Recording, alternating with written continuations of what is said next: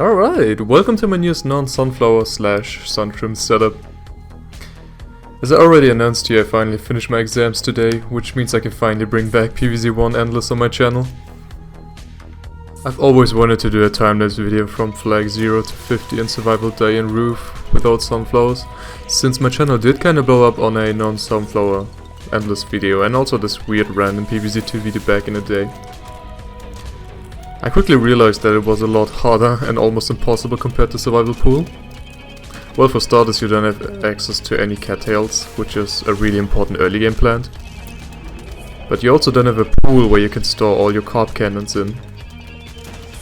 However, the biggest disadvantage actually are the lanes. You know how we have access to 6 lanes in survival pool? Well, yeah, it's only 5 lanes in survival day and roof endless. While this doesn't sound like a big deal, it actually reduces the available space we would otherwise have to plant down additional carp cannons, since the middle lane will always get hit twice by the 3x3 radius carp explosion. While in survival pool the explosion will be evenly distributed. So I had to somehow find a strategy that could rely on a good carp rhythm or like cycle, which also isn't dying to digger zombies, catapult zombies, or the imps from the Gigantuas, while also minimizing the amount of sun I can spend. Well, luckily for me, I posted this weird 8 carp cannon setup video back in like 2015, I think, which surprisingly had a lot of good fundamentals for surviving on minimal sun. With my newly gained knowledge and understanding about the game, I tried to come up with something similar to this. Well, I do want to mention a couple of things about the strategy, since this does seem kinda odd at a first glance. Well, first of all, this setup is weak to catapult zombies, since we ran out of space to plant down any umbrella leaves in the back. The gloom shrooms and carp cannons are just a must, so the only way you can play around those catapults is by killing them off with your carp cannons, but you need to time your shots well for that. The carp cannon takes up 25 seconds until he's ready to employ again. Since this is an 8 carp cannon strategy and you need to fire off at least 2 carp cannons per cycle, we can divide 25 by 8 and multiply it with 2. That leaves us 6.25 seconds in between each carp shot. So a good way of keeping a rhythm is by counting upwards to 6 before firing off your next carp cannon.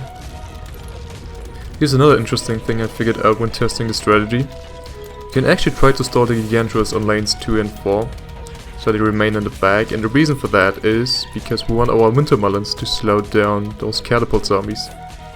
So it leaves us more time to optimize our carp cannon cycles. Well, the split piece with torchwoods are no-brainer. Since we're not able to protect our carp cannons with a pumpkin shell, we need to find a way so it survives against those imps and digger zombies. While 2 gloom shrooms aren't enough to take down a digger zombie before they take a bite, the splash damage from the split pea will make sure the carp cannon stays safe. Since the middle lane is protected by 4 neighboring gloom shrooms, we don't need any split peas in the middle. Oh, and split pea also sometimes becomes a repeater, don't ask me why. Now, you've probably noticed the starfruits and wondered yourself, why this exotic plant? Well, the reason is simple. We don't need any protection in the middle lane, since the middle lane gets hit with double carp cannons each cycle. Normally you would put here your twin sunflowers, but since we're not allowed to do that, I've decided to go with starfruit, since it's the only plant that assists the 2 weakest lanes, being lanes 1 and 5. I actually don't have winter melons due to spacing issues, so adding in some extra DPS is surprisingly effective at killing off the last remaining Gigantuas.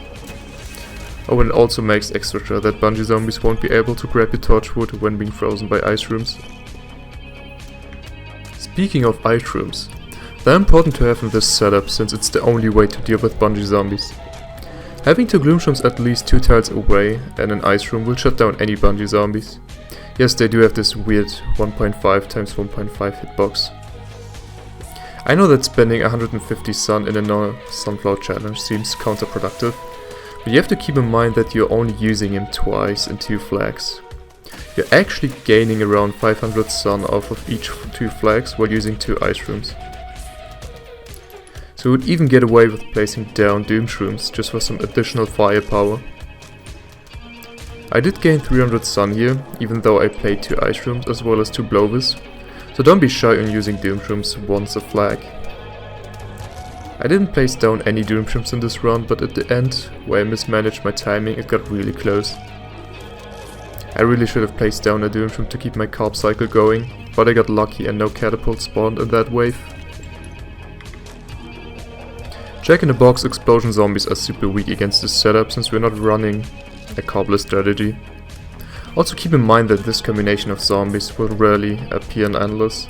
Usually you won't have to deal with either bungee zombies, which by the way make you gain around 600 sun each 2 flags, catapult zombies or even gargantuous, which will make your life a lot easier. Let me know in the comments if you guys want me to try an actual no sunflower run from flag 0 to 50 in Survival Day Endless. I would really like to know what you guys want to see.